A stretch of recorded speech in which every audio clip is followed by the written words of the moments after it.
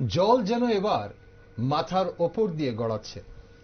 ভারতকে অশান্ত করার জন্যে, ভারতীয়দের উত্ত্যক্ত করার জন্যে এক অংশের বাংলাদেশি আদা জল খেয়ে ময়দানে নেমেছে। তথাকথিত এই বাংলাদেশি মৌলবাদীরা নিজের দেশের জন্য আগামীতে সুদিন ডেকে আনছে না দুর্দিন ডেকে আনছে তা কিন্তু বুঝে ওঠা যাচ্ছে না।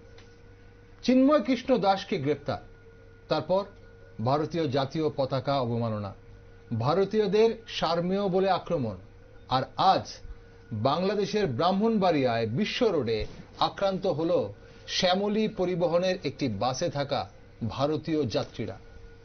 দিন দিন চরম পর্যায়ে পৌঁছে যাচ্ছে একাংশ উচ্ছৃঙ্খল বাংলাদেশিদের বর্বরতা। গতকাল আমরা প্রশ্ন করেছিলাম, বাংলাদেশের সভ্য নাগরিকরা কি এই ধরনের ন্যাক্কারজনক ঘটনা সমর্থন করেন? বাংলাদেশের জবাব কোর্ট। আমরা ব্যথিত, লজ্জিত। যারা নিজেদের দেশের পতাকা প্রতিনিয়ত অবমাননা করছে তারা কোন জাতীয়তাবাদে বিশ্বাসী তা কি স্পষ্ট বোঝা যায় না? প্রতিবাদ করব কার বিরুদ্ধে? সরকার, প্রশাসন সকলেই যে শুভবুদ্ধির মানুষের মাথার দাম ধরে রেখেছে। এরা তো স্বাধীনতাই বিশ্বাস করে না, আনকোট। এমনই একটি উক্তি কিন্তু আমরা পেয়েছি। প্রবাদ আছে, একটি ভাত টিপলেই হাড়িশুদ্ধ ভাতের খবর মেলে। বাংলাদেশের সভ্য নাগরিকদের কি হাল আমরা বুঝতে পারছি। আসলে শান্তিতে নোবেল জয়ী ডক্টর ইউনূস যে দেশ পরিচালনায় ব্যর্থ তার বলার অপেক্ষা রাখে না। ভেতরে বাইরে নিন্দার ঝড়, তবুও বন্ধ নেই মৌলবাদীদের এবং একাংশ বাংলাদেশিদের উস্কানিমূলক কার্যকলাপ। তবে ধৈর্যের বাঁধ ভাঙছে ভারতীয়দের। বিশেষজ্ঞরা বলছেন, ইটস টাইম টু অ্যাক্ট। সরকার এই মুহূর্তে কোনো পদক্ষেপ নিক বা না নিক, বাংলাদেশের ভারত বিরোধী কার্যকলাপের প্রভাব পড়তে শুরু করেছে আন্তর্জাতিক বাণিজ্যে, স্বাস্থ্য পরিষেবায় এবং অবশ্যই পর্যটনে। আর পদ্মাপাড়ের সরকার এখন বিপাকে রয়েছে মৌলবাদীদের হুমকির জেরে। ইসকনকে নিষিদ্ধ করার জন্য কার্যত হুঁশিয়ারি দিয়েছে মৌলবাদীরা। তাই আমাদের প্রশ্ন, ইসকনকে কেন এত ভয়? চিন্ময় কৃষ্ণ দাসকে গ্রেপ্তার করে ইসকনকে কি বার্তা দিতে চাইল বাংলাদেশ? সংখ্যালঘুরা কি সেই দেশে শান্তিতে বাঁচার অধিকার হারিয়ে ফেলেছে? এদিকে ভারতে দাবি উঠছে বাংলাদেশকে যোগ্য জবাব দেবার। কিভাবে জবাব দেবে ভারত? কি করা উচিত এখন ভারত সরকারের? চলুন আলোচনা করা যাক। নমস্কার, আমি দীপেন আর আপনারা দেখছেন নিউজ ভ্যানগার্ড। কোন পথে এগোচ্ছে ভারত বাংলা সম্পর্ক সেই বিষয়ে গুরুত্বপূর্ণ একটি আলোচনায় আজ আমার সাথে রয়েছেন বিশিষ্ট সমাজকর্মী প্রদীপ্ত রায় এবং ইসকন হরেকৃষ্ণ মন্দিরের ধর্মপ্রচারক শ্যাম সুপ্রকাশ দাস। আর আজ বাংলাদেশের সভ্য নাগরিকদের কাছে আমাদের একটা প্রশ্ন, বাংলাদেশ কি ভারতের সাথে সুসম্পর্ক রাখতে চাইছে না? আপনারা কি চাইছেন? লিখুন আপনাদের মতামত, কমেন্ট বক্সে অবশ্যই লিখুন। আমি প্রথমেই প্রদীপ্তদা আপনার কাছে আসব। এতদিন ছিল ভারতীয়দের বিরুদ্ধে মৌখিক জিগির, ভারত বিরোধিতা করে। এবার বাংলাদেশের বিশ্ববিদ্যালয়ের গেটের সামনে ভারতের জাতীয় পতাকা এঁকে তার উপর মারিয়ে যাচ্ছে মানুষ। সেই চিত্র আমরা দেখলাম সামাজিক মাধ্যমে, যদিও সেই চিত্র সত্যতা আমরা যাচাই করিনি। আর আজ আগরতলা কলকাতা আন্তর্জাতিক বাসের যাত্রীদের হেনস্থা করা হলো বাংলাদেশে। কি বলবেন, কোন পথে এগোচ্ছে ভারত বাংলা সম্পর্ক? সপ্তাহ দুয়েক আগে বাংলাদেশে যে আনরেস্ট হয়েছিল, বিক্ষোভ চলছিল, তার মাত্রা ছিল একরকম, তার লক্ষ্য অভিমুখ ছিল একরকম। তখন এই 5ই আগস্টের পরে গত 3 মাসে অন্তর্বর্তী যে সরকার, মানে উপদেষ্টা মণ্ডলী দ্বারা পরিচালিত যে সরকার, সেই সরকারের প্রতি বাংলাদেশের একটা বড় অংশের মানুষের যে আশা ভরসা ছিল সেগুলি ধীরে ধীরে যখন কমতে শুরু করলো এবং বাংলাদেশে দারিদ্র, মুদ্রাস্ফীতি, মূল্যবৃদ্ধি এগুলি যখন ব্যাপক আকার ধারণ করলো, তারপর গত 15-20 দিন আগে যে বাংলাদেশের যে মুভমেন্টগুলি হচ্ছিল, বিক্ষোভগুলি হচ্ছিল, সেগুলি কিন্তু উপদেষ্টা মণ্ডলী পরিচালিত সরকারের বিরুদ্ধে হচ্ছিল। তখন মূল যে দাবিগুলি, জীবন জীবিকার যে দাবিগুলো, সেগুলো উঠে এসেছিল। তার পরবর্তীতে আমরা দেখলাম যে ইসকন মিশনের ভূতপূর্ব যে মানে ইয়ে ছিল, সক্রিয় যিনি ছিলেন চিন্ময় কৃষ্ণ দাসকে গ্রেফতার করা হলো, এবং তার পরবর্তীতে কিন্তু পুরো যে বাংলাদেশের যে ডাইনামিক্সটা আন্দোলনের, সেটা কিন্তু অন্যদিকে চলে গেল। আচ্ছা, অর্থাৎ মূল যে সমস্যাগুলো বাংলাদেশের মানুষ ফেস করছিল তার থেকে কিন্তু অভিমুখটা পাল্টে গিয়ে এখন হিন্দু মুসলিমে চলে গেছে, সংখ্যাগুরু সংখ্যালঘুতে চলে গেছে। মৌলবাদীরা বাংলাদেশে যে সক্রিয় হয়েছে তার প্রধান কারণ হচ্ছে বাংলাদেশের যে মানে বাস্তব সংকটগুলো যখন আবার মাথাচাড়া দিচ্ছে, মানুষ যখন আশাহত হচ্ছে, মানুষের যে মানে স্বপ্নগুলো ছিল সেগুলি যখন আস্তে আস্তে ভাঙতে শুরু করেছে, তখন কিন্তু আসলে দেখা যাচ্ছে যে বেশি বেশি করে বাংলাদেশে এখন মূল আলোচ্য বিষয় হয়ে যাচ্ছে ধর্ম সংক্রান্ত বিষয়গুলো, সম্প্রদায় সংক্রান্ত বিষয়গুলো, সংখ্যালঘু সংখ্যাগুরু সংক্রান্ত বিষয়গুলো মূল ইস্যুগুলো থেকে সরে যাচ্ছে। ঠিক আমাদের মতোই ভারতে যেটা হয় সেটাই বাংলাদেশে ঘটছে। ফলে এটা কিন্তু উদ্দেশ্যপ্রণোদিতভাবে হচ্ছে। উপদেষ্টা মণ্ডলী দ্বারা পরিচালিত যে অন্তর্বর্তীকালীন সরকার, তারা যেহেতু নির্বাচিত সরকার নয় এবং অধিকাংশেরই সরকার পরিচালনার অভিজ্ঞতা না থাকার কারণে নানা রকম সমস্যা তাদের মধ্যে থাকতেই পারে, কিন্তু সবটাই যাদের দুর্বলতার কারণে হচ্ছে ব্যাপারটা এরকমও নয়, কিছুটা উদ্দেশ্যপ্রণোদিতভাবে হচ্ছে। মানে কিছু এরকম ইস্যুকে জিয়ে রাখা হচ্ছে যে ইস্যুগুলি থাকার কারণে মূল যে সমস্যাগুলি আসতে পারে ওরা গ্যাস করছে আগের থেকেই, যে তারা ধারণা করছে যে এই ইস্যুগুলি উঠে আসবে মানুষের মধ্যে, মানুষের মধ্যে যে বঞ্চনা, যে বিষয়গুলি মানুষের মধ্যে ছিল, যে যে সমস্যাগুলি বাস্তব সমস্যাগুলি মানুষের মধ্যে ছিল, সেগুলির যে সমাধান না হওয়ার সম্ভাবনা আছে এবং সেগুলির জন্য মানুষ যে আবার বিক্ষুব্ধ হয়ে উঠবে, এই বিষয়টা কিন্তু ওদের হিসেবের মধ্যে ছিল। এর জন্য কি হয়েছে, এই যে মৌলবাদী কার্যক্রম বাংলাদেশে আছে, সংখ্যাগুরু মৌলবাদী কার্যক্রম, সেটাকে কিন্তু জিয়ে রাখা হয়েছে বলে আমার মনে হয়, এবং সেটাই এখন কি হচ্ছে বেশি বেশি করে প্রকাশিত হচ্ছে। না, সেটা কারা জিয়ে রেখেছে? জিয়ে রেখেছে অবশ্যই, মানে যারা আজকে শাসন ক্ষমতায় আছে এরাই জিয়ে রেখেছে। আচ্ছা, মৌলবাদকে দমন করতে পারে যদি শাসক চেষ্টা করে, তাহলে মৌলবাদকে অনায়াসেই দমন করতে পারে, কারণ মৌলবাদের সমর্থক কিন্তু সংখ্যাগুরু মানুষ হয় না। মানুষ নিশ্চুপ থাকে মানেই যে মানুষ তাকে সমর্থন করছে, ব্যাপারটা এরকম নয়। অধিকাংশ মানুষ শান্তিপ্রিয় মানুষ, সে হিন্দু হোক, মুসলিম হোক, বৌদ্ধ হোক, খ্রিস্টান হোক, সবার উপরে তো মানুষ সত্য। মানুষ তার জীবন জীবিকা নিয়ে সবচেয়ে বেশি ভাবিত, সবচেয়ে বেশি চিন্তিত, এবং এরা ওই জাগতিক সমস্যার সমাধান চাইছে। এই জায়গায় মানুষকে ট্র্যাক থেকে সরিয়ে দেওয়ার জন্য এইভাবে কিন্তু মৌলবাদকে সব জায়গায় জিয়ে রাখা হয়, এবং বিভিন্ন সময় তারা মাথাচাড়া দিয়ে ওঠে। যদি সরকার চায় তাকে দমন করতে পারে। এবং এখন বাংলাদেশে যে পরিস্থিতি আছে সেটা হচ্ছে একটা রাজনৈতিক ফায়দা নেওয়ার জন্য এই কাজগুলি করা হচ্ছে, ইচ্ছে করে করা হচ্ছে। যেমন চিন্ময় কৃষ্ণ দাসকে অনায়াসে জামিন দেওয়া যেত, জামিন দেওয়া হয়নি। তাতে দুটো হয়েছে ব্যাপারটা, চিন্ময় কৃষ্ণ দাস কিন্তু অনেক বেশি জনপ্রিয় হয়ে গেছেন, আরো বেশি, এবং একই সঙ্গে কি হচ্ছে ইস্যুটা জিয়ে রয়েছে। ইস্যুটা কিন্তু জিয়ে থাকতো না যদি মুক্তি দেওয়া হতো, কিন্তু সেটা করা হয়, জামিন দেওয়া হতো। মানে সংখ্যালঘু সংখ্যাগুরু একটু কমে আসছিল, এখন আবার বেড়ে গেছে, ইচ্ছে করে বাড়ানো হচ্ছে। মাঝখানে কিন্তু কমে গেছিল অনেকটা, মানে আগস্ট সেপ্টেম্বরের পর থেকে অনেকটা কমে গেছিল এই কনফ্লিক্ট গুলো, এবং মোটামুটি একটা স্থিতাবস্থা যাচ্ছিল। কিন্তু একই সঙ্গে বিভিন্ন সমস্যাগুলি বাংলাদেশে বাড়ছে, বেড়ে যাচ্ছে। যে কর্মসংস্থানের সমস্যা বাংলাদেশে ছিল সেটা আরো তীব্র আকার ধারণ করেছে, যে দ্রব্যমূল্যের যে বৃদ্ধি সেটা আরো বাড়ছে, এবং নানা রকম সংকটে জর্জরিত হয়ে যাচ্ছে। ফলে এখান থেকে কি হচ্ছে, মানুষকে অবশ্যই নজর ঘোরানোর জন্য এই ধরনের কার্যাবলীর দরকার ছিল, এবং বাংলাদেশে এখন সেটাই করা হচ্ছে। এই বিদ্বেষটা তৈরি করা বিদ্বেষ, আমার মনে হয় জানুয়ারির 20 পর্যন্ত ডোনাল্ড ট্রাম্প যখন মার্কিন প্রেসিডেন্ট হিসেবে ক্ষমতা গ্রহণ করবেন, ততদিন পর্যন্ত এই আনরেস্টটা, এই যে একটা বিশৃঙ্খল অবস্থা, সেটা মনে হয় জিয়ে থাকবে বলে আমার মনে হচ্ছে। ওকে, সেখানে ডোনাল্ড ট্রাম্পের কি ভূমিকা হবে সেটা অবশ্যই জানবো আপনার কাছে, কিন্তু তার আগে আমাদের সঙ্গে আজ শ্যাম সুপ্রকাশ দাস রয়েছেন, ধর্মপ্রচারক ইসকন হরেকৃষ্ণ মন্দিরে। দর্শক বন্ধুরা, তার আগে যেটা বলছিলাম, গতকালও আমরা প্রশ্ন রেখেছিলাম যে যারা শুভবুদ্ধি সম্পন্ন মানুষ রয়েছেন বাংলাদেশের, যারা সেই 17 কোটি মানুষ যারা চান বাংলাদেশ শান্ত হোক, যারা চান সেই অস্থির দেশ শান্ত হোক, যারা সৌভ্রাতৃত্বের মধ্যে বসবাস করতে চান, শান্তির মধ্যে বসবাস করতে চান, আপনাদের কাছে আবারও প্রশ্ন আমাদের আজকে, যে কয়েকজন এই খেলায় খেলছে, কিন্তু 17 কোটি বাংলাদেশি কি ভাবছে? তাই আজ বাংলাদেশের সভ্য নাগরিকদের কাছে আমাদের একটাই প্রশ্ন, যে বাংলাদেশ কি ভারতের সাথে, পার্শ্ববর্তী দেশ বাংলাদেশের, ভারতের সাথে সুসম্পর্ক রাখতে চাইছে না? লিখুন, আপনাদের মতামত লিখুন, কমেন্ট বক্সে অবশ্যই লিখুন, এবং আপনি অবশ্যই আপনার মতামতের পেছনে কি কারণ সেটাও যদি পারেন তাহলে সেটাও লিখবেন, যদি না হয় তো কেন লিখবেন, আর যদি হ্যাঁ হয় তাহলে কেন লিখবেন। শ্যাম সুপ্রকাশ দাস, সুপ্রকাশ, ইসকন নিষিদ্ধ করার দাবির মূল কারণটা কি? মানে এই যে একটা বাংলাদেশে আমরা দেখছি অনেকদিন ধরেই কিন্তু ইসকনকে নিষিদ্ধ করার একটা দাবি ওঠে, মৌলবাদীরা বারবার ইসকনের বিরুদ্ধে প্রচারে যায়। এটা কি শুধু একটা ধর্মীয় হিংসা, নাকি এর পেছনে অন্য কোনো ষড়যন্ত্র আছে? এর পেছনে প্রথম ষড়যন্ত্র হলো ভারত বিদ্বেষী। আচ্ছা, ওরা প্রথমেই তো ভাবে যে ইসকন ভারতবর্ষ ইসকনকে মানে ভারতবর্ষ ইসকনকে পরিচালনা করে আর কি।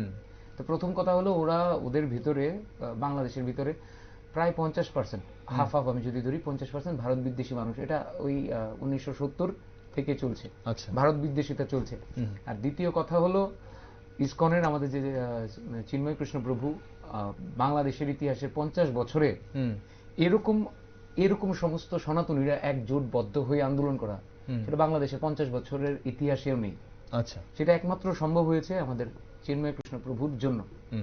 শুধু চিন্ময় কৃষ্ণ প্রভু একজন লিডারশিপ প্রয়োজন, লিডারশিপ হিসাবে কাজ করেছেন, সমস্ত সনাতনীরা একজোটবদ্ধ হয়ে এসছে, যার জন্য ওদের মাথায় চিন্তা হয়ে গেছে, বাংলাদেশে যে সরকার মন্ডলী বা মৌলবাদী তাদের মাথায় চিন্তা হয়ে গেছে যে কোনোভাবেই এই সনাতনীদের আর দমিয়ে রাখা যাবে না, যেটা বিগত দিনে আমরা করতে পেরেছি।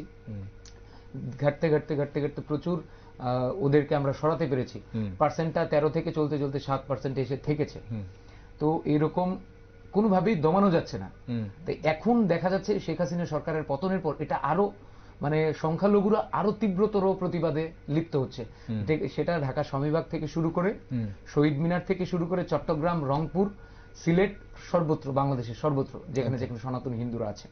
তো এই বিষয়টাকে কেন্দ্র করে দেখা যাচ্ছে যে এদের মূল লিডারকে দমাতে হবে। তো এই সমস্ত নেতৃত্ব যে লিডারশিপটা দিচ্ছে চিন্ময় কৃষ্ণ প্রভু মুখপাত্র হিসেবে। তো ওনার সঙ্গে উনি ইসকনের, যেহেতু ইসকনের শিষ্য, ওনার সঙ্গে সমস্ত ইসকন পরিবার আছে, সমস্ত ইসকনের আমরা যারা যারা দীক্ষিত ভক্ত আছি, ইসকনের যারা ইসকনকে পছন্দ করে, সর্বোপরি সমস্ত সনাতনী সমাজ সবাই ওনার পক্ষে আছে। এবং একই সঙ্গে এক ডাকে রংপুরে সমাবেশ করছে, এক ডাকে সিলেটে সমাবেশ করছে, এক ডাকে আমাদের চট্টগ্রামে সমাবেশ করছে। কোনোভাবেই সনাতনীদের দমিয়ে রাখা যাচ্ছে না, কারণ এখন তথাকথিত মানে পিঠ থেকে গেছে বলছিল সনাতনীদের, এবং তারা রাস্তায় বেরিয়ে পড়েছে, মার খাবো কিন্তু প্রতিবাদ করবো, মার খাবো তো হরিনাম সংকীর্তন করবো, মহাপ্রভুর সংকীর্তন আন্দোলনের মতো। কিন্তু কোনোভাবেই দেওয়ানো যাচ্ছে না। সেটা দেখে ভাবছে যা এবার লিডারকেই ধরবো। এবার কি এক এলিগেশন দিয়েছে, যে এলিগেশন তো আপনারা সবাই জানেন, পতাকার অবমাননা। কিন্তু এটা কোথায় অবমাননা হলো? তাহলে প্রুফ টুক দিয়ে তো হয়ে যাবে না? সরকার তো বসে আছে, হাইকোর্ট বসে আছে। তো এরকম প্রথমেই ধূলিসাৎ করে দিল যে ইয়ে করেছে ইসকন নিষিদ্ধ করতে হবে, যে দাবি উঠেছে। হাইকোর্ট প্রথমে হাইকোর্ট বলেছে এটা সমস্যার এখন এই লাইনটার কোনো দরকারই নেই ইসকন নিষিদ্ধ করার, কারণ এটা নিয়ে কিছু ভাবছেই না হাইকোর্ট এখন। তো কি বলবো, হাইকোর্ট এত মহামান্য হাইকোর্ট এই সিদ্ধান্ত দিয়েছে মৌলবাদীরা মৌলবাদীদের মতো লাফালাফি করবে, এটা সবখানেই হয়। আমরা দেখলাম যে চিন্ময়কৃষ্ণ দাসকে যখন গ্রেপ্তার করা হয়, এবং যিনি অভিযোগ করেছিলেন চট্টগ্রামের লোকালি, যিনি বিএনপি যে নেতা, স্থানীয় নেতা, যিনি অভিযোগ করেছিলেন চিন্ময়কৃষ্ণ দাসের বিরুদ্ধে, ওনাকে কিন্তু এই খবর জানা মাত্রই কিন্তু বিএনপির শীর্ষ নেতৃত্বরা কিন্তু ওনাকে দল থেকে কিন্তু বহিষ্কার করে দেন। এবার বিএনপির যে মুখপাত্র আছে, খুব সম্ভবত আমি পুরোটা নাম মনে নেই, ফখরুল ইসলাম মনে আছে, বিএনপির যে সভাপতি এখন বা মানে দায়িত্বে আছেন, উনি কিন্তু বলছেন, ওনার কালকের একটা প্রেস কনফারেন্স দেখছি, এই বাংলাদেশকে তো আমি চাইছিলাম না বা আমরা চাইছিলাম না, এখন কিন্তু বিএনপি পিছনে চলে গেছে। এটা যদিও রাজনৈতিক বিষয়, আমার ঢোকাটার কোনো দরকার নেই, আমার ইচ্ছা নেই, তবুও বলছি বিএনপি চাইছিল যে কোনোভাবে আমরা সরকারের প্রতিপালন করবে। দেখলেন যেভাবে শেখ হাসিনা সরকার পতন করে খালেদা জিয়া কে মুক্ত করা হলো, ওনার কারাবাস যেটা ছিল সেটা মুক্ত করা হলো। কিন্তু এখন বিএনপি কে পিছনে গেলে মৌলবাদীরা সামনে চলে এসেছে, জামাত ইসলাম থেকে শুরু করে মৌলবাদীদের পুরো টিম। আর বাংলাদেশ পুরোপুরি মৌলবাদী, মানে পাকিস্তানের সঙ্গে তাল মিলিয়ে পুরো একদম মানে শরীয়ত শাসন যাকে বলে সেই শাসনে, মানে বাংলাদেশে যে পাকিস্তানিরা রয়েছে তাদের হাতে শাসন ক্ষমতা এই মুহূর্তে রয়েছে। আমরা যদি সোজাসুজি বলতে যাই তাহলে সেটাই হবে আর কি। আসবো আপনার কাছে আরেকবার। প্রত্যেক আমরা এই যে ভারত বাংলা সম্পর্কের কথা আপনি বলছিলেন, যে রাজনীতির ফায়দার জন্য কিন্তু এখন যে কাজগুলো হচ্ছে সেগুলো হচ্ছে, এবং আসল যে ব্যাপারগুলো, মানুষের যে মৌলিক যে সমস্যাগুলো, সেগুলো থেকে দৃষ্টি ঘুরিয়ে দেওয়ার জন্যই কিন্তু এই হিন্দু মুসলিম বা সনাতনীদের উপর এই ধরনের আক্রমণ এবং সংখ্যাগুরু হচ্ছে। এখন আমরা এর প্রতিবাদে আমরা দেখছি যে জল যখন মাথার উপর দিয়ে যাচ্ছে, ভারতীয়দের ধৈর্য যখন ধৈর্যচ্যুত হচ্ছেন ভারতীয়রা। একের পর এক অনেকগুলো ফিল্ডে কিন্তু ভারতীয়রা আস্তে আস্তে প্রতিবাদ করতে শুরু করেছেন, যার মধ্যে একটা স্বাস্থ্য পরিষেবা। আমরা দেখলাম যে রাজ্যের একটি বেসরকারি হাসপাতাল বাংলাদেশি রোগীদের চিকিৎসা পরিষেবা দেবে না বলে জানিয়েছে। এখন জাতীয় স্তরে এমন অনেকেই আরো একই পথে হাঁটবে বলে ধারণা করা হচ্ছে, এবং যতটুকু আমাদের কাছে খবর রয়েছে এরকম ভাবে হাঁটছে। এখন বাংলাদেশের সাথে সব ধরনের সম্পর্ক কি তাহলে তেতো হয়ে গেল? আর বাংলাদেশের একটা মেজর অংশের মানুষ কিন্তু চিকিৎসা পরিষেবা গ্রহণ করতে আসে না আমাদের দেশে, আমাদের রাজ্যে, এবং ভারতবর্ষের বিভিন্ন রাজ্যে যায়। এই ব্যাপারটাকে আপনি কিভাবে দেখছেন? দেখুন, সোশ্যাল মিডিয়াতে নাগরিকের সঞ্চালন বা বিভিন্ন ইলেকট্রনিক এবং প্রিন্ট মিডিয়ার অবস্থান দিয়ে সবটাকে বিচার করা যায় না। কারণ বাংলাদেশে অবস্থিত যে ভারতীয় হাই কমিশনার প্রণয় ভার্মা, গত 15 তারিখ উনি একটা বক্তৃতা দিয়েছেন। সেখানে আবার উনি পরিষ্কার বলেছেন যে রাজনৈতিক টালমাটাল যাই থাকুক না কেন, ভারত বাংলাদেশের দ্বিপাক্ষিক সম্পর্ক অটুট থাকবে, বাণিজ্যিক সম্পর্ক অটুট থাকবে। আচ্ছা, ভারত বাংলাদেশে 1,10,000 কোটি টাকার ট্রেড করে, আর বাংলাদেশ ভারতে 20,000 কোটি টাকার পণ্য রপ্তানি করে। এই যে আদান প্রদানের বিষয়টি, দ্বিপাক্ষিক আদান প্রদান, সেটা কিন্তু অক্ষুণ্ণ থাকবে বলে প্রণয় ভার্মা বলেছেন। এবং বিক্রম মিশ্রি, যিনি বিদেশ সচিব, তিনি আর কিছুদিনের মধ্যে বাংলাদেশ সফরে যাবেন। আচ্ছা, অর্থাৎ মন্ত্রী পর্যায়ে না হলেও প্রশাসনিক পর্যায়ে কিন্তু কথাবার্তার রাস্তা কিন্তু খোলা রয়েছে এবং হচ্ছেও। আচ্ছা, ফলে বিষয়গুলো ওইভাবে বুঝতে হবে, ভূ রাজনৈতিক প্রেক্ষাপটে বুঝতে হবে। সোশ্যাল মিডিয়ার উত্তেজনা দিয়ে, সেখানে যারা থাকেন সোশ্যাল মিডিয়াতে জীবন কাটে, তাদের অবস্থান দিয়ে পুরো ব্যাপারটা বিশ্লেষণ করা যাবে না। প্রথম কথা হচ্ছে, উনি যেটা বললেন যে ইসকন আসলে নিষিদ্ধ হওয়ার কোনো প্রশ্নই নেই, এরকম কোনো পরিকল্পনা বাংলাদেশেও নেই। এখন যেটা করা হচ্ছে সেটা হচ্ছে মূল সমস্যা থেকে মানুষের নজর ঘুরিয়ে দেওয়ার জন্য করা হচ্ছে। এটা হচ্ছে রাজনৈতিক ব্যাপার, এবং জামায়াতি গোষ্ঠীর বিভিন্ন রকম জামায়াতি গোষ্ঠী আছে, তাদের কেউ কেউ আবার আওয়ামী লীগের সহযোগীও ছিল যখন আওয়ামী লীগ সরকারে ছিল। তো এদের মধ্যে অনেকে আছে কট্টর মৌলবাদী, কেউ আছে নরম মৌলবাদী, এরকম নানা রকম অবস্থান আছে, অনেক কেওয়াস আছে পুরো ব্যাপারটা, এত সোজা নয় বিষয়টা। এবং বাংলাদেশে বিভিন্ন ইসলামিক সংগঠন আছে, তাদের মধ্যে কিন্তু সুফিবাদী যারা আছে তাদের বিরুদ্ধে কিন্তু আক্রমণ হচ্ছে, বিভিন্ন মাজারে আক্রমণ হচ্ছে। আবার শক্তিশালী মাজার যেগুলো, যেমন শাহজালাল মাজার আছে সিলেটে, সেটা কিন্তু আবার বিভিন্ন মসজিদকে পোষণ করে, বিভিন্ন এতিমখানাকে পোষণ করে, এবং হিন্দুরাও তাদের উপর নির্ভরশীল, সেটাই কিন্তু আর আক্রমণ করার সাহস করেনি। বড় বড় মন্দিরে কিন্তু যেতে সাহস করছে না, ছোট ছোট মন্দির আক্রমণ করছে, এবং চোর ছেচোরের দল কিন্তু সেখানে গিয়ে লুটপাট করছে অ্যাকচুয়ালি। এবং ব্যক্তিগত আক্রোশেও কিন্তু দোকানে হামলাগুলো হচ্ছে, মানে ঝোপ যে কোপ মারা হচ্ছে, অনেক ব্যাপার আছে তার মধ্যে। মূল বিষয়টা সামনে আসছে যে এখন রাজনৈতিক ফায়দা নেওয়ার জন্য সংখ্যাগুরু মৌলবাদ যেটা আছে বাংলাদেশে, এরা ক্ষমতায় আসতে চায়, যদি নির্বাচনে সরকারে আসতে চায়, তারা এই রাজনৈতিক ফায়দাটা নেবে। ঠিক ভারতে যেমন সংখ্যাগুরু মৌলবাদ রাজনৈতিক ফায়দা নেওয়ার জন্য একরকম ভাবে চলে, কিন্তু তার বৈদেশিক নীতি অর্থনীতি কিন্তু অন্যরকম ভাবে চলে। ঠিক সেরকম ভাবে ভারত বাংলাদেশের যে ট্রেড আছে, যে এই যে বলা হচ্ছে না যে বিভিন্ন জায়গায় ট্রেড বন্ধ হয়ে গেছে, এগুলি সাময়িক ব্যাপার, এগুলি আসলে মূল আইন শৃঙ্খলার প্রশ্ন থেকে হয়। এগুলি কিন্তু নীতিগত প্রশ্ন থেকে বা কূটনৈতিক প্রশ্ন থেকে বা অর্থনৈতিক বিষয় থেকে হয় না, এগুলি হচ্ছে আইন শৃঙ্খলার প্রশ্ন থেকে এই ট্রেডগুলো বন্ধ হয় বা সমস্ত কিছু হয়। এগুলি বিচ্ছিন্ন ঘটনা হিসেবে আসে। আসল কথা হচ্ছে দু রাষ্ট্রের মধ্যে যে নীতিগুলো নির্ধারিত হয়, সেগুলি কতগুলি মৌলিক বিষয় আছে, তার উপর দাঁড়িয়ে থাকে যে কি হবে না হবে। যুদ্ধকালীন পরিস্থিতির ব্যাপারটা অন্যরকম হয়, তার আগে পর্যন্ত কিন্তু বিষয়গুলো ওরকম নয়। অর্থাৎ ট্রেড যেটা চলছে, একটা ঘটনা হচ্ছে যে এই তো কিছুদিন আগে নেপাল থেকে বাংলাদেশে 40 মেগাওয়াট হাইড্রো পাওয়ার সাপ্লাই হচ্ছে ইন্ডিয়ান গ্রিড দিয়ে, তার উদ্বোধন হয়েছে, আটকায়নি কিছু। 40 মেগাওয়াট বাংলাদেশে সাপ্লাই হচ্ছে, কিন্তু ইন্ডিয়ান গ্রিড দিয়ে সাপ্লাই হচ্ছে। আমাদের ভারত বাংলাদেশের আমাদের এখন তো মৈত্রী সেতু আটকে রইল। ভারত বাংলাদেশ তো শুরুই হয়নি, মৈত্রী সেতু শুরু হয়নি। মৈত্রীর ট্রেডিংটা লাভজনক কিনা সেটা দেখতে হবে। মৈত্রী সেতুর উদ্বোধন হয়নি তো আগেও হয়নি, হাসিনার আমলেও হয়নি। মৈত্রী সেতু যে ট্রেডিং হয়, সেই ট্রেডিং এর যে খরচা আছে, সেই খরচাটা লাভজনক কিনা সেটা দেখতে হবে। যদি লাভজনক না হয় তাহলে শিল্পোদ্যোগীরা, কর্পোরেটরা সেখানে উৎসাহিত হবে না। যেমন চট্টগ্রামে মানে ফ্লাইট চলার কথা ছিল, বিজনেসই হবে না, সেটা চট্টগ্রামে তো ফ্লাইট চলে, আন্তর্জাতিক বিমানবন্দর হয়েছিল, কিসের লক্ষ্যে হয়েছিল? চট্টগ্রাম আগরতলা থেকে ফ্লাইট যাবে, আলটিমেটলি ফ্লাইট যায়নি, সম্ভব নয়, কারণ প্যাসেঞ্জারই হবে না। লাভের কোরিটা হচ্ছে আসল হিসাব। রাজনীতি তার সামনে উঠে আসে, সারফেসের রাজনীতি আসে, কিন্তু ভেতরে তো অর্থনীতি। তো অর্থনীতি সম্পর্কের ক্ষেত্রে যেটা আছে, সেখানে কিন্তু পরিষ্কারভাবে ভারতীয় হাই কমিশনার পরিষ্কার বলেছেন যে ভারত বাংলাদেশের মধ্যে যে সম্পর্ক সেটা অক্ষুণ্ণ থাকবে। মূল সমস্যা হচ্ছে কি, এই যে বলা হচ্ছে না যে আমেরিকার মদতে বাংলাদেশের প্রেক্ষাপট পাল্টে গেছে, এখন আমেরিকায় তো ইলেকশন হয়ে গেছে, ইলেকশন হওয়ার পর তো ডেমোক্রেটরা ক্ষমতা হারিয়েছে, জো বিডেন গিয়ে এখন ডোনাল্ড ট্রাম্প আসবে, এখন ট্রানজিশন পিরিয়ড চলছে। এই যে ট্রানজিশন পিরিয়ডে কি হচ্ছে, অনেকটা ইনএক্টিভ হয়ে গেছে আমেরিকান গভর্নমেন্ট। এখন ট্রাম্প এসে নতুন করে যখন ক্ষমতা নেবেন তখন দেখা যাবে নতুন করে আবার সমীকরণ তৈরি হবে। এবং ডোনাল্ড ট্রাম্প কিন্তু জো বিডেনদের থেকে, ডেমোক্রেটদের থেকে অনেক বেশি আধিপত্যবাদী। যদি আধিপত্য কায়েমের জন্য বাংলাদেশের উপর যদি এই অপারেশন চালিয়ে থাকে, অর্থাৎ শেখ হাসিনাকে উৎখাত করে যদি এই অন্তর্বর্তীকালীন সরকারে আনা হয়ে থাকে, তাহলে ডোনাল্ড ট্রাম্প সেটাকে আরো বেশি করে ইনপুট দেবে যদি আধিপত্যের ব্যাপারই থাকে। কারণ বাংলাদেশের উপর আধিপত্য দক্ষিণ এশিয়ার উপর পুরো আধিপত্য নিয়ে নেবে। তো সেক্ষেত্রে কি হচ্ছে, আরো বেশি আগ্রাসন হতে পারে। কথার কথা বলছি, কি হবে ভবিষ্যৎ বলবে, নীতিগত জায়গা থেকে বলছি। ডোনাল্ড ট্রাম্প কি সেটা করবে কিনা? কারণ ভারতের কথা তো ডোনাল্ড ট্রাম্পকে চিন্তা করতে হবে। ভারত এবং বাংলাদেশ, সারফেসটা দেখে সবকিছু বিচার করছি।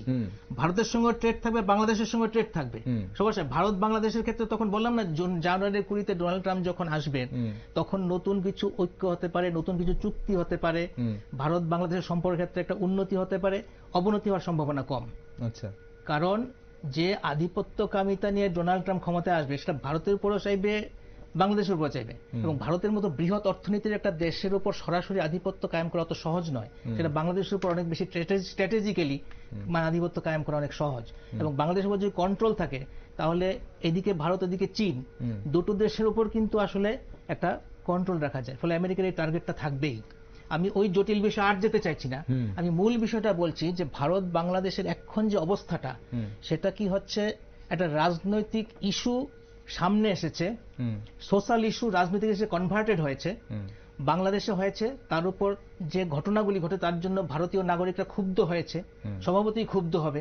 কারণ ভারতের সংবিধান অনুযায়ী ভারতের জাতীয় পতাকা, জাতীয় প্রতীক, জাতীয় অন্যান্য যে স্মারক আছে সেগুলোর অবমাননা হলে ভারতীয় নাগরিক পৃথিবীর যে জায়গায় হোক না কেন তারা ক্ষুব্ধ হবে, বিক্ষুব্ধ হবে। তো স্বাভাবিক প্রবণতা হিসেবে, স্বাভাবিক অভিব্যক্তি হিসেবে এই ক্ষুব্ধ হওয়ার ব্যাপারটা আমরা দেখতে পাচ্ছি। কিন্তু সেটা কতদূর পর্যন্ত চলবে তা নির্ভর করবে ভারত বাংলাদেশের যে সরকারি পর্যায়ে যে নীতি নির্ধারণগুলি হবে, চুক্তিগুলো হবে, তার উপর নির্ভর করবে।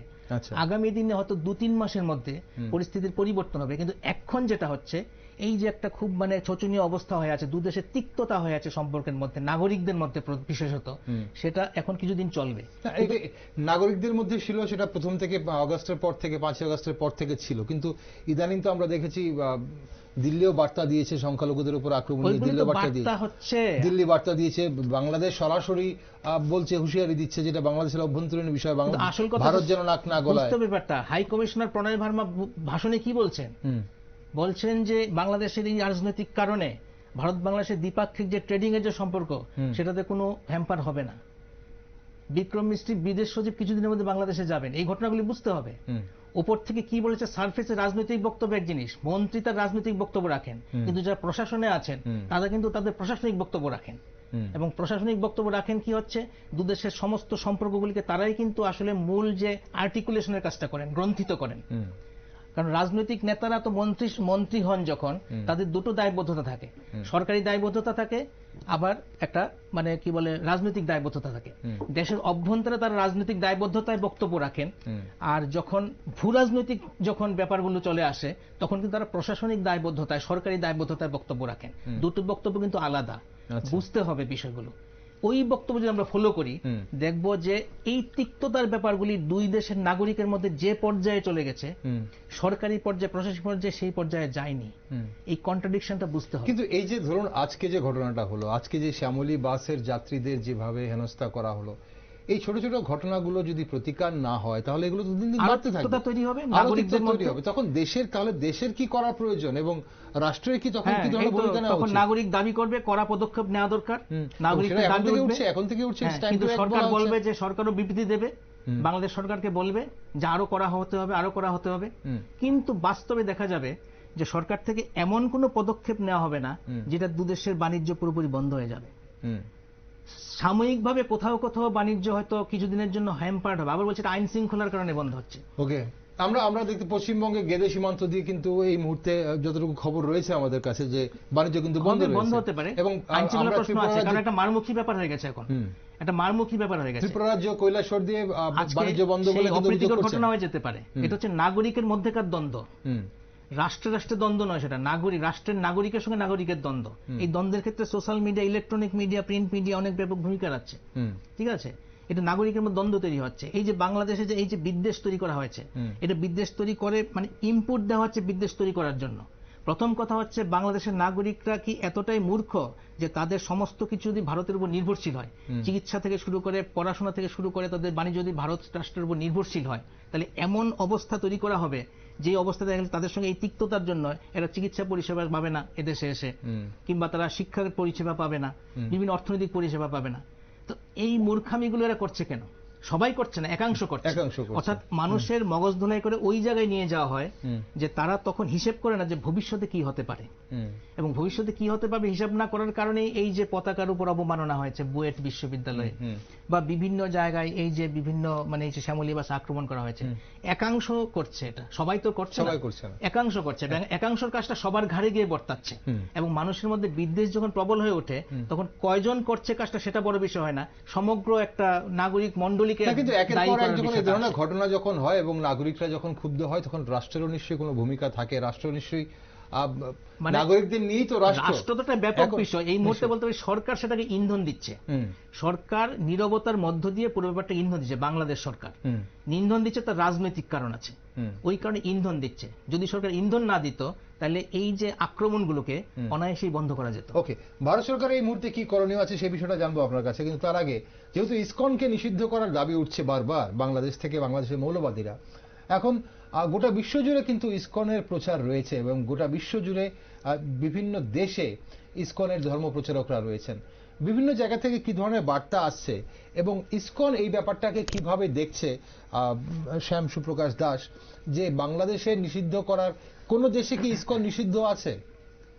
বিশ্বের কিছু কিছু দেশে যেখানে অতি উগ্রতা, এখানে কিছু কিছু রুলস এন্ড রেগুলেশন আছে, পুরোপুরি নিষিদ্ধ নয়, কিছু রুলস এন্ড রেগুলেশন আছে। মানে আমরা যেরকম আগরতলাতে প্রতিনিয়ত ঝড়োভাবে প্রচার করছি, আজকে হরিনাম সংকীর্তন করেছি শহরের রাজপথে, এরকম কিছু কিছু ব্যারিয়ার আছে। আচ্ছা, দু একটা দেশে, সব দেশে না। আজকের বর্তমান সময়ে 150-এরও বেশি দেশে, 150-এরও বেশি দেশে ইসকনের কার্যক্রম চলছে। আর রইল বাকি ইসকনকে নিষিদ্ধ করার বিষয়ে সারা পৃথিবীব্যাপী আমাদের যে গ্লোবাল কমিটি আছে, জিবিসি কমিটি বলে, সেই জিবিসি কমিটির আজকে সিদ্ধান্ত সূচি দিয়েছে যে প্রত্যেকটা মন্দিরে, প্রত্যেকটা ছোট মন্দির থেকে, মানে আমাদের ছোট ঘরোয়া মন্দির থেকে শুরু করে বড় সমস্ত মন্দিরে আগামীকাল সুন্দরভাবে সকালবেলা থেকে শুরু করে সারা দিন পর্যন্ত হরিনাম সংকীর্তন যেন চলে। আচ্ছা, ভগবানের শ্রী বিগ্রহের সামনে হরিনাম সংকীর্তন চলে। কেন? বাংলাদেশের সনাতনীদের উপর, সংখ্যালঘুদের উপর আক্রমণের প্রতিবাদে হরিনাম সংকীর্তন কালকে সবাইকে আমাদের GBC body whole worldwide ব্যাপী দিয়েছে। একই যোগে 150-এরও বেশি দেশে কালকে হরিনাম সংকীর্তন হবে মন্দির প্রাঙ্গণে। বাংলাদেশেও হবে? বাংলাদেশেও হবে মন্দির প্রাঙ্গণে। অবশ্যই বাংলাদেশে প্রতিনিয়ত কোথাও কিন্তু বন্ধ নেই, হচ্ছে। এবং এই সমস্ত বিষয়ে আমাদের জিবিসি বডি দিয়েছে, এবং আমাদের কলকাতা ইসকনের যিনি ভাইস প্রেসিডেন্ট প্রভু বার্তা দিয়েছে কালকে এবং পরশুদিন, 2-3 দিন বার্তা দিয়েছে। আমাদের কিছু, অনেকে বলছে ইসকন কেন কিছু বলছে না, ইসকনের বডি কেন কিছু বলছে না।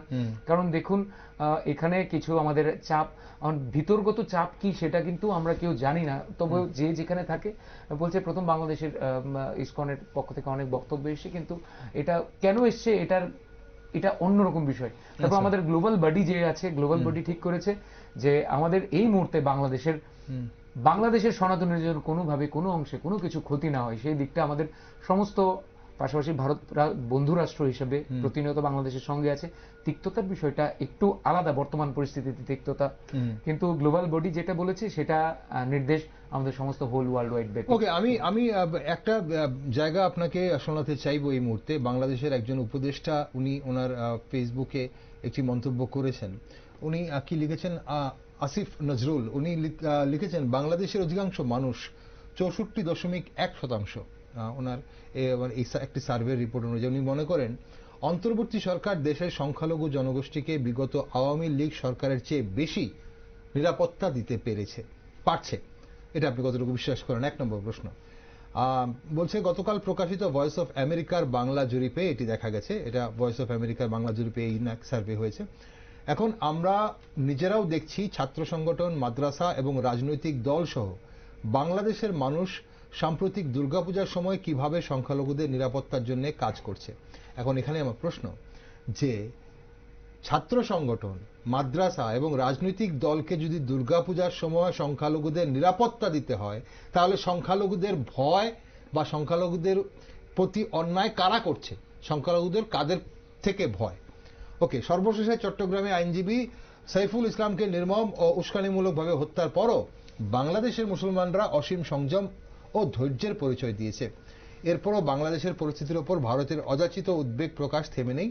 ভারতের নিজের মাটিতে সংখ্যালঘু মুসলিম সম্প্রদায়ের মানুষের ওপর অসংখ্য নির্মমতার ঘটনা ঘটে চলেছে, অথচ সেটা নিয়ে তাদের সংকোচ বা অনুশোচনা নেই। ভারতের এই দ্বিচারিতা নিন্দনীয় ও আপত্তিকর।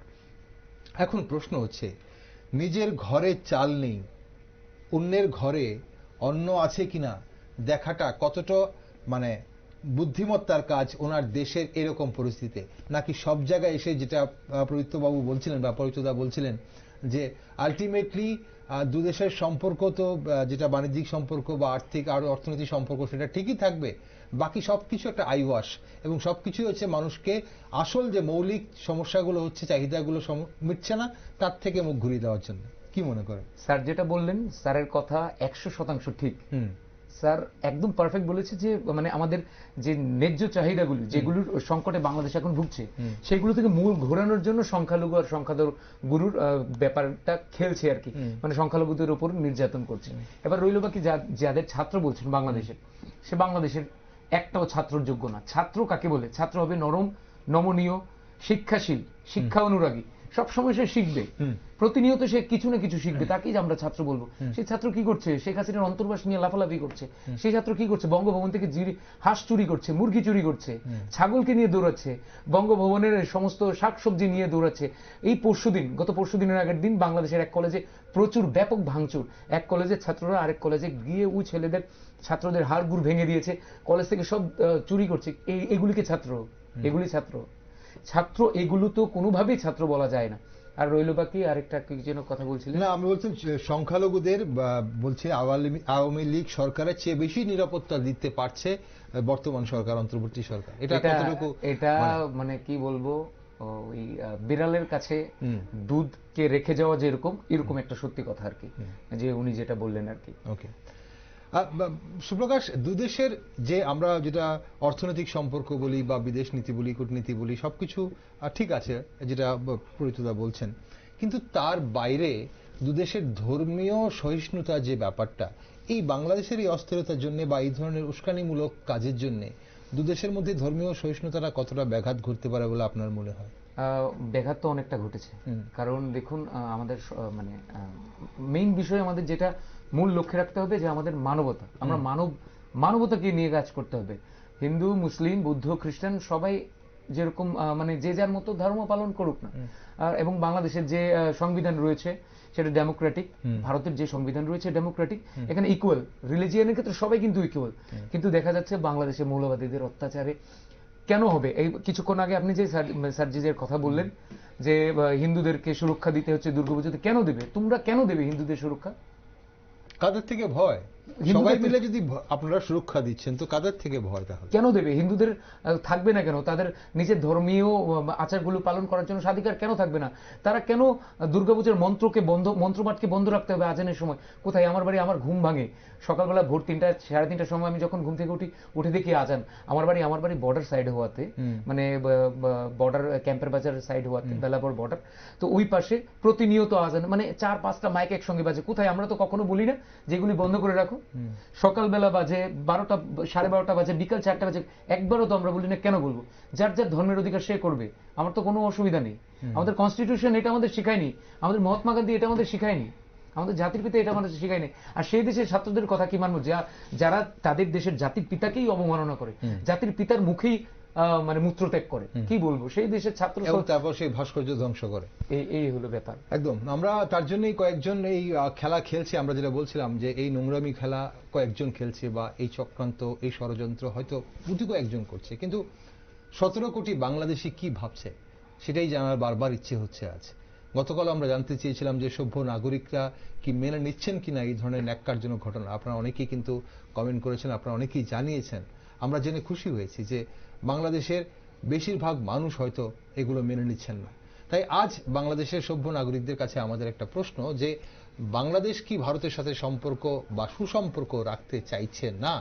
আপনারা লিখুন আপনারা কি চাইছেন, কমেন্ট বক্সে অবশ্যই আপনারা লিখতে পারেন এবং লিখবেন, কারণ এটা আমাদের জানার প্রয়োজন রয়েছে। যেটা বলা হচ্ছে, এই যে প্রীতবাবু বলছিলেন যে নাগরিকদের মধ্যে, দুদেশের নাগরিকদের মধ্যে সোশ্যাল মিডিয়াতে বা বিভিন্ন মিডিয়াতে যে ধরনের একটা যুদ্ধ চলছে বা বিভিন্নভাবে মৌখিক একটা তরজা চলছে, সেটা কিন্তু দুদেশের রাষ্ট্রনীতির মধ্যে কিন্তু সেটা নেই, অর্থনীতির মধ্যে দুদেশের নেই, কিন্তু সেটা দুদেশের রাষ্ট্রনীতি কিন্তু ভালোই রয়েছে। এখন আন্তর্জাতিক বাণিজ্য কি বন্ধ হবার মুখে এসে দাঁড়িয়েছে? গেদে সীমান্ত বন্ধ, ত্রিপুরা একটি সীমান্ত বন্ধ, এবং অনেকেই বলছেন ইটস টাইম টু অ্যাক্ট, অনেক বিশেষজ্ঞরাই বলছেন ইটস টাইম টু অ্যাক্ট। গভর্নমেন্টের বা ভারত সরকারের এই মুহূর্তে কোনো পদক্ষেপ নেওয়া উচিত, কারণ জল মাথার উপর দিয়ে বেরিয়ে গেছে। অনেকটাই কিন্তু অপমানিত হচ্ছে ভারতীয়রা, বিশেষ করে যেভাবে ভারতীয়দের জাতীয় পতাকা, ভারতীয় জাতীয় পতাকা অবমাননা হলো, ভারতীয়দের সার্মেয় বলা হচ্ছে সেখানে, এবং আজ আমরা দেখলাম যে ভারতীয় নাগরিকদের বহন করে নিয়ে যাচ্ছে একটি বাস, সেই বাসে আক্রমণ, এবং সেখানে ভারতীয় যারা যাত্রীরা ছিলেন তাদের নির্যাতন করা হচ্ছে। তো ভারত সরকারের কি কোনো পদক্ষেপ এই মুহূর্তে নেওয়া উচিত বলে প্রযুক্ত আপনি মনে করেন? দেখুন, গালওয়ান যুদ্ধ যখন হয়েছিল 4 বছর আগে লাদাখের সীমান্তে, বা ভুটানে যখন হয়েছিল, চীনের সঙ্গে যে লড়াই হয়েছিল, সোশ্যাল মিডিয়াতে কিন্তু তীব্র দাবি উঠেছিল চীনের সমস্ত পণ্য বর্জন করার জন্য, চীনের সঙ্গে সমস্ত বাণিজ্য বন্ধ করার জন্য। দেখা গেছে কি গালওয়ান যুদ্ধের সময়, ওই সময়ই চীনের সঙ্গে বাণিজ্য আরো বেশি বেড়ে গেছে। আচ্ছা। এবং কর্পোরেটরা আরো বেশি ট্রেডিং করছে চীনের সঙ্গে, আরো বেশি চীনের পণ্য আমদানি করছে, এবং হিসেব দেখা গেছে যে তার পরবর্তী 2 বছর উত্তরোত্তর বেড়েছে, এবং এখনো চীনের সঙ্গে বাণিজ্য আরো বেড়ে চলেছে। এখন চীনের সঙ্গে অতটা খারাপ সম্পর্ক এই মুহূর্তে ভারতের নেই, কিছু কিছু অর্থনৈতিক দৌত্য হয়েছে, সামরিক দৌত্য হয়েছে। তো এখন কিন্তু ওই সময় যখন তীব্র খারাপ একটা কন্ডিশন ছিল, এদেশের প্রায় 20-25 জন সৈনিককে চীনা নাগরিক, মানে চীনা সৈন্যরা হত্যা করেছিল, তখন তীব্র দাবি হয়েছিল চীন বিরোধী দাবি হওয়ার সময়, তখনও কিন্তু ট্রেডিং বন্ধ হয়নি। আচ্ছা। কারণ কর্পোরেটরা তাদের লাভের অঙ্ক হিসেব করে। দেশপ্রেম কিন্তু সাধারণ নাগরিকের জন্য, রাষ্ট্রপ্রেম কিন্তু সাধারণ নাগরিকের জন্য। আর যারা বাণিজ্য করে, যারা কর্পোরেট লবি, তাদের কিন্তু হিসেব হচ্ছে, তাদের ভালোবাসা হচ্ছে অর্থনৈতিক মুনাফা, এবং এই মুনাফার জন্য কিন্তু ওরা এই যে নাগরিকের যে দাবি, নাগরিকের যে তিক্ত অবস্থা, সেগুলি তারা কিন্তু অনায়াসে ইগনোর করতে পারে। আচ্ছা। এবং কর্পোরেটরা যদি বলে যে না, ট্রেডিং চলতেই হবে, আমাদের ব্যবসা মার খেলে হবে না, তখন কিন্তু সেটা সরকার মানতে বাধ্য। সেখানে নাগরিকের দাবির থেকে অনেক বেশি কর্পোরেটরা কি চায় সেটা বড় দাবি হয়ে যায়। এই কারণে বারবার দেখা গেছে এটা। এখন মানে চেন্নাইয়ে বা ভেলোরে বা ব্যাঙ্গালোরে যেখানে চিকিৎসার জন্য বাংলাদেশিরা যাচ্ছে, সেখানে এই যে সমস্ত চিকিৎসা বাণিজ্য, তার 70% কিন্তু মুনাফা দিচ্ছে বাংলাদেশিরা। যদি এখন বলা হয় যে সেখান থেকে আগত বাংলাদেশি নাগরিকদের চিকিৎসা দেওয়া হবে না, তাদের 70% বিজনেস চলে যাবে। এবং এই কর্পোরেটদের, এই ওষুধ কোম্পানিগুলির, এই যে চিকিৎসা কোম্পানিগুলোর যে মুনাফা হয়, এবং তাদের এত ক্ষমতাধর ওরা, যে ওরা যদি বলে যে না এটা হতে পারে না, তাহলে কিন্তু সরকার থেকে এরকম হবে না। আর কূটনৈতিকভাবে এটা সম্ভব নয়, যেটা দাবি উঠছে যে বাংলাদেশের চিকিৎসা দেওয়া হবে না। 2-1 জন ডাক্তার বিচ্ছিন্নভাবে কিছু বলছেন, সেটা মিডিয়াতে প্রচারিত হচ্ছে, সোশ্যাল মিডিয়াতে আসছে, এবং মিডিয়াতে অনেক রকম প্রশংসা করাচ্ছে সেসব চিকিৎসকদের।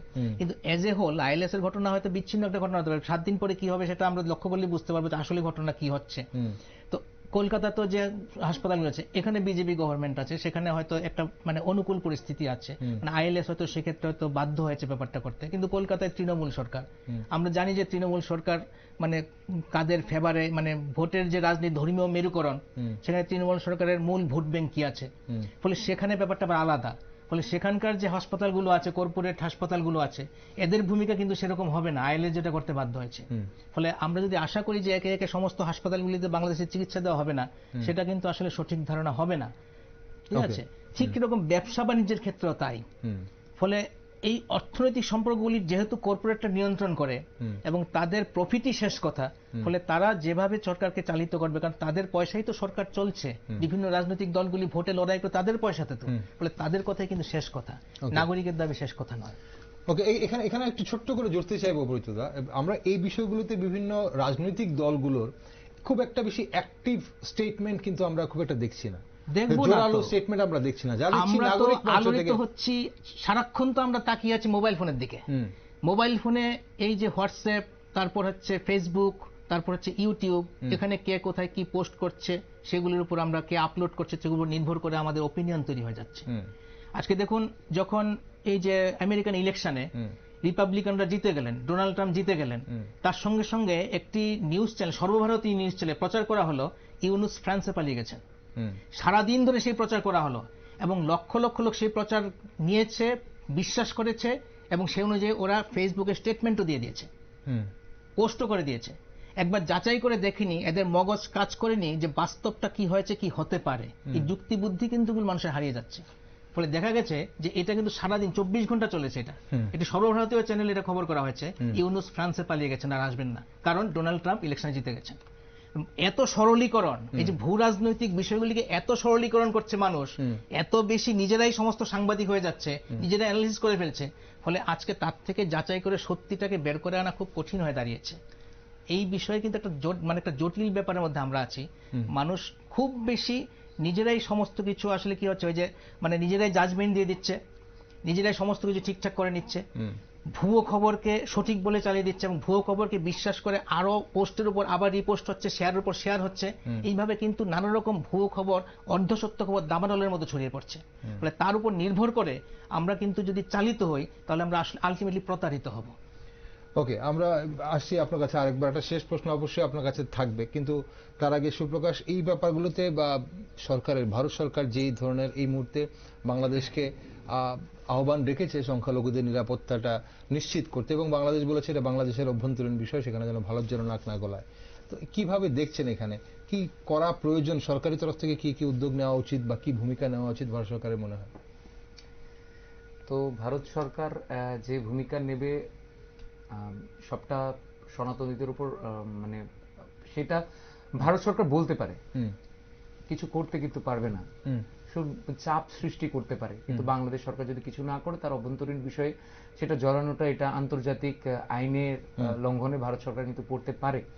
ভারত সরকার বন্ধু রাষ্ট্র হিসেবে, যদিও এখনো বন্ধু রাষ্ট্র হিসেবেই সরকারের দ্বিপাক্ষিক যে সম্পর্ক, স্যার যেটা বললেন, সেইভাবে ভারত সরকার আবেদন করতে পারে, কোনো প্রেশারাইজ কিন্তু করতে পারে না আন্তর্জাতিক যে আইন শৃঙ্খলা রয়েছে সেটার অনুযায়ী। তো একইভাবে ভারত সরকার এটাই করবে, দাবি জানাতে পারে। ওকে, ঠিক। আমরা অনুষ্ঠানের শেষ পর্যায়ে একদম 1 মিনিট 2 মিনিট সময় আছে। প্রযুক্তদা, সম্পর্কটা, তিক্ততা তো একটা সৃষ্টি হয়েছে, এবং যেটা আপনি বলছিলেন যে এটা নাগরিকদের মাঝে তৈরি হয়েছে, দুদেশের রাষ্ট্রের মধ্যে বা রাষ্ট্রের কূটনীতির মধ্যে, বিদেশ নীতির মধ্যে কোনো সেই পর্যায়ে নেই। সেই পর্যায়ে তিক্ততা আছে, কিন্তু সেই পর্যায়ে নেই। আগামী দিনে কোথায় দেখছেন এই সম্পর্কটাকে? আর বিশেষ করে আপনি বলছিলেন যে জানুয়ারি মাসের 20 তারিখ ডোনাল্ড ট্রাম্প ক্ষমতা হাতে ভার নেওয়ার পর পাল্টে যেতে পারে। আগামী দিনে কোন জায়গায় দেখছেন ভারত বাংলাদেশ সম্পর্ক? বাংলাদেশ ভারতের সঙ্গে যদি সম্পর্ক খারাপ করে, বাংলাদেশের অনেক রকম বিপদ আছে। বাংলাদেশের সীমানা পরিবেষ্টিত আছে ভারত রাষ্ট্র দ্বারা, সামান্য একটু জায়গায় শুধু মায়ানমারের সঙ্গে আছে, বাকি সবটা ভারত রাষ্ট্র দ্বারা আছে। তার যে বর্ডার ট্রেডিং পুরোপুরি নির্ভর করছে ভারতের সঙ্গে তার সম্পর্ক কিরকম থাকবে তার উপরে, এবং সীমান্ত সুরক্ষার প্রশ্ন ভারতের সঙ্গে সম্পর্ক কি থাকবে তার উপর নির্ভর করছে। এছাড়াও যেটা বললাম যে নানা রকম অর্থনৈতিক নির্ভরতা থেকে শুরু করে নানা রকম যে শিক্ষা, স্বাস্থ্য সংক্রান্ত নির্ভরতা ভারতের উপর আছে। ফলে সেখানে বাংলাদেশের রাষ্ট্রগত বা সরকারগত দিক থেকে ভারতের সঙ্গে সম্পর্ক তিক্ত করা কখনই সম্ভব নয়। থাকলে বাংলাদেশের নিজেরই সমস্যা, বিপদ আছে। আবার ভারতের দিক থেকে যদি বাংলাদেশের সঙ্গে সম্পর্ক খারাপ হয়, তাহলে চীন ওত পেতে বসে আছে বাংলাদেশের উপর কন্ট্রোল নেওয়ার জন্য। আচ্ছা, ফলে চীনের যাতে আধিপত্য না থাকে এবং মার্কিন আধিপত্য যাতে কন্ট্রোল থাকে, তার জন্য কিন্তু ভারত কিন্তু স্ট্র্যাটেজিক্যালি বাংলাদেশের সঙ্গে সেই পর্যায়ে তিক্ততায় যাবে না। তিনি যেটা বললেন না যে অনুরোধ করতে পারে, আবেদন করতে পারে, দাবি জানাতে পারে, ক্ষোভ জানাতে পারে, প্রেসারাইজ করতে পারে, কিন্তু এর বেশি কিন্তু কিছু করতে পারে না। সেক্ষেত্রে আসলে স্ট্র্যাটেজিক্যালি চলার একটা বিষয় আছে, সেখানে ভূ রাজনৈতিক নানা রকম সমীকরণ আছে, সেই সমীকরণ নির্ভর করে চলবে। একটা জিনিস বুঝতে হবে, এই যে শেখ হাসিনা 5 আগস্ট ভারতে আসতে পারলো কি করে, এই প্রশ্নটা আসবে না? যেখানে শেখ হাসিনার এই যে বাসভবন আক্রান্ত হয়েছে এবং নানা রকম নোংরামো হয়েছে, তো শেখ হাসিনা তো ওরা আটকে দিতে পারতো। তো পুরো তো পরিকল্পনা মাফিক হয়েছে। শেখ হাসিনা তো হেলিকপ্টারে করে চলে যেতে দেওয়া হয়েছে, তারপর তার দখল নেওয়া হয়েছে। এগুলি কি কোনো পরিকল্পনা ছাড়া হয়েছে? শেখ হাসিনা ভারতবর্ষে শেল্টার নেবেন, ঠিক আছে, অ্যাসাইলামে আসবেন, সেটা পূর্ব পরিকল্পিত, এবং তারপর যে বাংলাদেশকে দখল নেওয়া হবে অন্তর্বর্তীকালীন সরকার, সেগুলি পূর্ব পরিকল্পিত, কোনোটা হঠাৎ করে হয়নি। তো এটা তো আসতে দেওয়া হয়েছে, এখন বলছে আবার ফেরত পাঠাও, বিচার হবে। তো তখনই তো রেখে দেওয়া যেত। আস্ত বাংলাদেশ যখন বিপক্ষে চলে গেছে, তখন শেখ হাসিনা রেখে দেওয়া যেত। হেলিকপ্টারটা ছাদে মানে ওইখানে আনলো কে, তাকে যাওয়ার ব্যবস্থা করলো কে, সমস্ত কিছু তো হলো। এখানে একটা মানে সাজানো ব্যাপার আছে, ওই সাজানো ব্যাপারটা মাথায় রাখতে হবে। অর্থাৎ আমরা যেটা দেখি, আমরা যেটা নিয়ে ক্ষুব্ধ হয়ে যাই, বিক্ষুব্ধ হয়ে যাই, আবেগতাড়িত হয়ে যায়, সেই আবেগ, সেই ক্ষুব্ধ বা বিক্ষুব্ধর মধ্য দিয়ে কিন্তু আন্তর্জাতিক রাজনীতি, আন্তর্জাতিক অর্থনীতি চলে না। এবং শেখ হাসিনার যে আনার ব্যাপারটা, বাংলাদেশে ফিরার ব্যাপারটা কিন্তু জোরালো নয়, এটাও মাথায় রাখতে লাগবে। দাবিটা খুব একটা জোরালো নয়, দাবি জানানো হচ্ছে চাপে রাখার জন্য।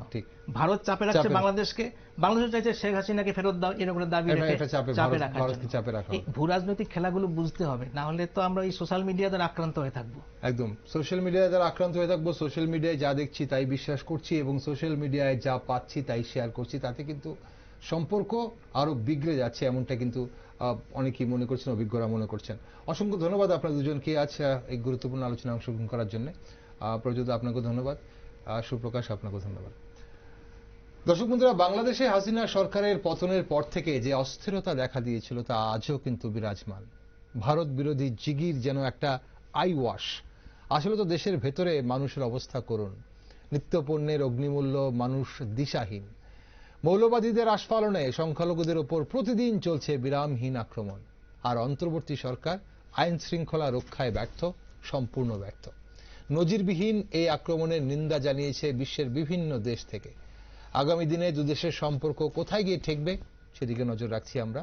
আর আপনারা চোখ রাখুন বাংলাদেশের সব খবর দেখার জন্য শুধুমাত্র নিউজ ভ্যানগার্ডে।